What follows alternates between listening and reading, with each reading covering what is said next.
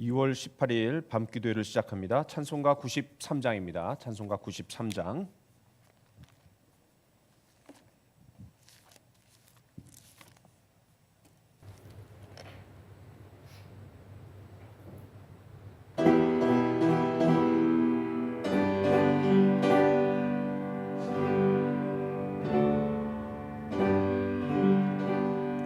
예수는 나의 힘이요 내 생명 되시니 구주 예수 떠나 살면 죄 중에 빠지리.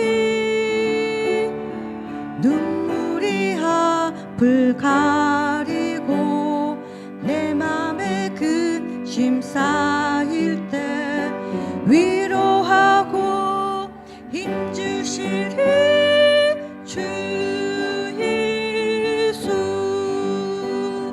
예수는 너의 힘이요 내 친구 되시니 그 은혜를 간구하면 풍성히 받으리.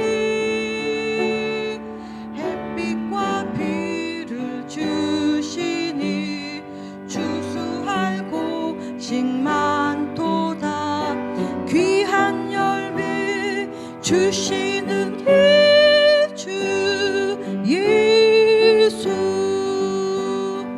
예수는 나의 힘이요 내 기쁨 되시니 그 명령을 준행하여 늘 충성하겠네.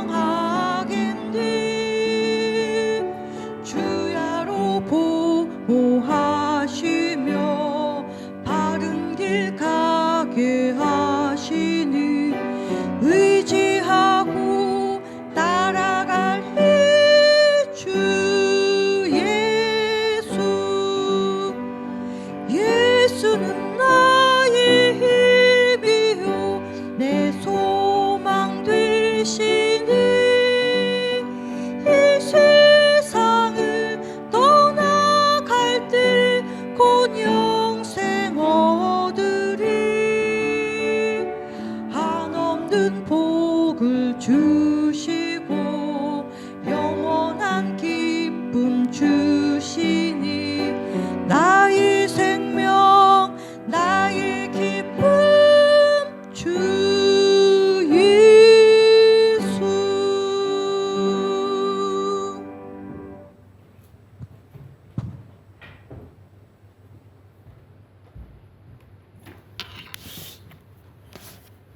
자, 오늘 하나님께서 우리에게 주시는 말씀은 로마서 2장 17절 말씀입니다.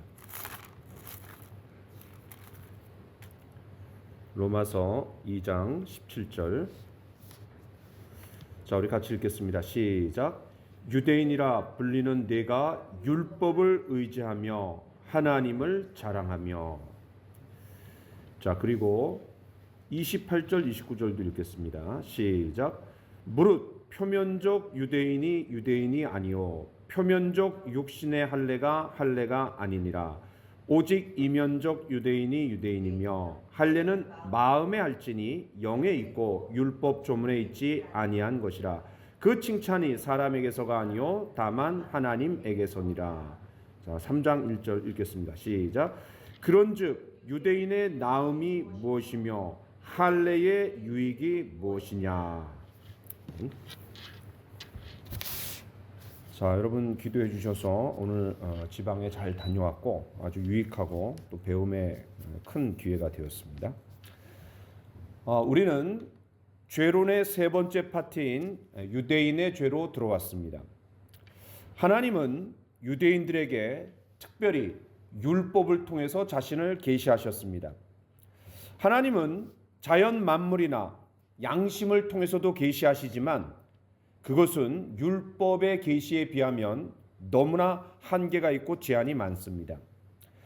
하지만 율법은 하나님이 직접 말씀하신 것이기 때문에 하나님의 기준을 드러내고 또 하나님의 성품을 보여주며 또 하나님의 뜻이 분명히 기록되어 있습니다. 문제는 이 하나님이 율법이라는 계시를 주실 때 자연 만물이나 양심처럼 모든 시대, 모든 사람에게 주신 것이 아니라는 사실입니다. 특별한 때에 주셨습니다. 언제예요? 애굽에서 나와서 주셨습니다. 특별한 장소에서 주셨습니다. 어디예요? 시내산에서, 주로 시내산에서 율법을 주셨습니다. 또 특별한 사람을 통해서 주셨습니다. 누구예요? 모세를 통해서 주셨습니다. 또 특별한 목적을 위해서 주셨습니다. 어떤 목적이에요? 거룩한 삶을 살라고 주신 겁니다. 이처럼 율법은 특별한 대상인 유대인에게만 주어졌습니다.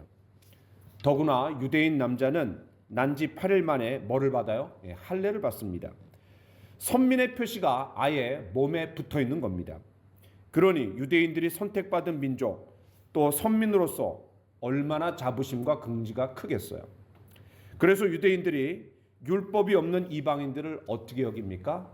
개, 돼지처럼 여겼어요. 엄청 무시했습니다. 왜 그렇습니까?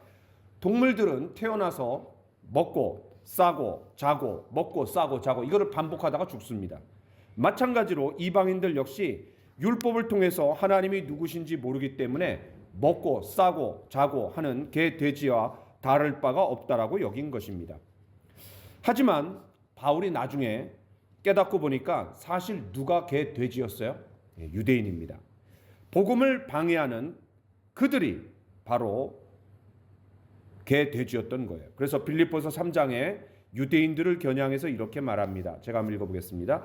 개들을 삼가고 행악하는 자들을 삼가고 몸을 상해하는 일을 삼가라. 하나님의 성령으로 봉사하며 그리스도 예수로 자랑하고 육체를 신뢰하지 아니하는 우리가 곧 할례파라. 유대인 중에 유대인인 바울이, 그것도 바리새파 출신인 바울이 이방인들인 빌립보 성도들을 포함해서 예수 그리스도를 자랑하는 우리가 바로 진정한 할례파다라고 선포하는 것은 굉장히 파격적인 겁니다. 자, 이처럼 선민의식으로 똘똘 뭉친 유대인들이기 때문에 하나님보다 무엇을 더 높입니까? 율법을 더 높였어요. 여러분 17절을 보세요. 유대인이라 불리는 내가, 여기가 중요해요. 율법을 의지하며 하나님을 자랑하며, 영어로 말하면 A and B입니다. 동등 비교예요. 그런데 뭐를 앞세웠어요? 율법을 의지하며 하나님을 자랑하며, 이게 먼저 나와야죠. 그리고 율법을 의지하며 이렇게 나와야 되는데 율법을 너무너무 중요하게 여긴 나머지 하나님보다 앞세우고 있는 거예요. 자, 그럼 이 시간에는 유대인의 죄 파트를 세 부분으로 요약해서 한번 보겠습니다. 자, 2장 17절부터 24절까지는 율법에 대해서 다룹니다. 많이 나오는 단어가 율법이에요. 특별히 이 유대인들의 외식 그리고 그들의 내적인 부패를 다루고 있습니다. 21절 보세요. 다른 사람을 가르치는 내가 네 자신은 가르치지 아니하느냐. 도둑질하지 말라. 선포하는 내가 도둑질하느냐. 우리가 이제 사무엘 시대에 누구를 떠올리게 됩니까? 엘리의 두 아들 홈니와 비누아스 제사장이었는데 그들이 그냥 그 하나님이 백성들이 드린 거를 막 그 도둑질하고 막 그랬던 거 우리가 좀 생각해 볼 수 있겠죠. 자, 22절 간음하지 말라 말하는 내가 간음하느냐. 돌을 들고 예수님 앞에 왔던 현장에서 간음하다 잡힌 여자들, 너희 중에 죄 없는 자가 돌로 쳐라. 그러니까 어른으로부터 시작해갖고 젊은이들까지 다 떠나갔다 그랬어요. 우상을 가증히 여기는 내가 신전 물건을 도둑질하느냐. 23절 율법을 자랑하는 내가 율법을 범함으로 하나님을 욕되게 하느냐. 전부 외식의 문제입니다. 앞에서는 율법을 가르치고 지키는 척했지만 뒷구멍으로 다 뻘짓을 하고 있었던 거예요. 여러분, 외식이 뭡니까? 외식, 바깥 외, 칠할식. 그러니까 바깥에다가 뭔가를 칠한다라는 거예요. 왜 칠합니까? 속이 썩었기 때문에 그거를 보여주지 않기 위해서 그렇습니다. 속이 깨끗한 사람은 굳이 겉을 칠할 필요가 없는 거죠. 결국 이 외식은 겉과 속이 다른 겁니다. 예수님은 바리새인들이나 종교 지도자들을 책망하실 때 그들의 외식에 대해서 강하게 도전하셨습니다. 왜냐하면 말과 행위가 달랐기 때문에 그렇습니다. 사람들이 보는 앞에서 거룩한 척 했기 때문입니다. 결국 이러한 외식은 겉과 속이 다른 겁니다. 예수님은 바리새인들이나 종교 지도자들을 책망하실 때 그들의 외식에 대해서 강하게 도전하셨습니다. 왜냐하면 말과 행위가 달랐기 때문에 그렇습니다. 사람들이 보는 앞에서 거룩한 척 했기 때문입니다. 결국 이러한 외식은 이러한 외식을 통해서 부패는 반드시 겉으로 드러나게 되어 있습니다. 누가복음 12장 2절과 3절에서 예수님이 이렇게 말씀하셨습니다. 감추인 것이 드러나지 않을 것이 없고 숨은 것이 알려지지 않을 것이 없나니 이러므로 너희가 어두운 데서 말한 모든 것이 광명한 데서 들리고 너희가 골방에서 귀에 대고 말한 것이 집 위에서 전파되리라. 결국은 하나님께서 우리의 말한 것, 생각한 것, 느낀 것, 그리고 행동한 것 모든 것을 다 드러내 주실 때가 있습니다. 자, 두 번째는 할례가 중요한 키워드입니다. 2장 25절부터 29절까지 보면은 이제 할례에 대해서 많이 나옵니다. 이 할례의 시작은 언제예요? 아브라함 때입니다. 아브라함이 99세 때에 하나님이 나타나셔 갖고 아브라함아 너는 내 앞에서 완전하라. 하나님 앞에서 완전하라. 이거는 너 회개해라 이런 말이에요. 책망하시면서 할례를 명하셨습니다. 아브라함이 하도 약속을 못 믿고 잊어버리니까 어떤 조치를 내리셨습니까? 모든 태어난 남자는 난지 8일 때 할례를 행하라고 명령하셨어요. 그러면서 이렇게 말씀하셨습니다. 너희는 포피를 베어라. 이것이 나와 너희 사이의 언약의 표징이니라. 그러니까 이 할례는 하나님의 언약 백성의 표시였어요. 그러나 이 할례는 결국은 저주를 갖다 주었습니다. 여러분 생각해 보세요. 아기가 태어나갖고 난지 7일까지는 평안하게 지냅니다. 그런데 8일째 되는 날 무시무시한 수술이 시행됩니다. 아기는 어떤 일이 일어나는지도 모르고 그냥 할례를 받는 거예요. 문제는 그날 이후로, 그러니까 할례를 받은 이후로 이 아기는 죽을 때까지 율법을 지켜야 하는 저주로 들어갑니다. 그러니까 모든 율법의 시작이 바로 할례부터 시작되는 거예요. 그럼 이게 왜 저주입니까? 지킬 수도 없는 율법이고 게다가 그걸 지켜서 구원을 받을 수 있는 사람도 아무도 없습니다. 평생 족쇄처럼 붙들고 살아야 하기 때문에 저주가 되는 거예요. 실제로 역사 속에서 할례가 유대인들에게 저주가 된 사례가 있습니다. 우리가 잘 알고 있듯이 2차 세계대전 때 히틀러가 유대인들을 그냥 싹쓸이 하려고 할 때 유대인들이 아니라 유대인들을 싹쓸이 하려고 할 때 그 유럽인들이 다 비슷하게 생겼잖아요. 그러니까 누가 유대인인지를 알 수가 없으니까 어떻게 해요? 바지를 벗겼답니다. 그래서 할례를 받았으면 유대인으로 취급해갖고 아우슈비츠로 이제 보낸 거예요. 결국 이 할례가 저주가 되고 만 셈입니다. 자, 그래서 바울은 할례는 육신의 할례가 아니고 어디에다 하라 그랬어요? 마음에다가 하라 그랬어요. 이 마음의 할례는 신약의 언어로 말하면 회개를 말합니다. 왜냐하면 할례를 받을 때 아픈 것처럼 마음의 할례를 받을 때 마음이 찢어지고 아픈 거예요. 자, 회개할 때 우리가 내가 하나님 앞에 죄인됨을 깨닫고 또 그 죄 때문에 예수님이 십자가에 죽으신 것을 생각할 때 내가 아프고 또 고통스러운 시간을 보내는 거죠. 자, 마지막 세 번째는 이제 세 번째 파트인데 3장 1절부터 8절까지입니다. 자, 여기에서 중요한 거는 선민의식입니다. 선민의식. 자, 그래서 3장 1절 우리가 읽었지만 뭐라 그래요? 그런즉 유대인의 나음이 무엇이냐? 그러면서 그냥 쫙 얘기하는 거예요. 유대인이 다른 어떤 민족보다도 탁월한 이유, 또 어떤 나은 이유가 뭐냐? 몇 가지를 이제 제시합니다. 이 선민의식의 문제는 그들에게 뭐를 갖다 줬냐면은 잘못된 특권의식을 가져다 줬습니다. 예를 들어서 하나님이 애굽을 10가지 재앙으로 때리시고 초토화시킬 때, 그때 이 유대인들이 얼마나 통쾌했겠어요. 자기가 그냥 430년 동안 죽도록 고생을 당했는데 애굽인들 통해 갖고 소수민족의 신인 줄 알았던 하나님이 그냥 나타나셔 갖고 완전히 그냥 애굽을 싹쓸이 할 때 얼마나 통쾌했겠어요. 또 하나님이 시내산에서 임재하실 때를 한번 생각해 보세요. 시내산 꼭대기에 번개가 번쩍번쩍하고 우르르 쾅쾅 하면서 지진이 일어나고 연기가 자욱했을 때 그들이 얼마나 무섭고 떨렸겠어요. 우리가 믿는 신이 이 정도 되는구나. 또 하나님이 광야 40년간 구름 기둥과 불 기둥으로 만나와 메추라기로 반석에서 물이 터져 나오고 그런 모든 과정들을 통해서 얼마나 그들이 자부심과 긍지가 가득했겠어요.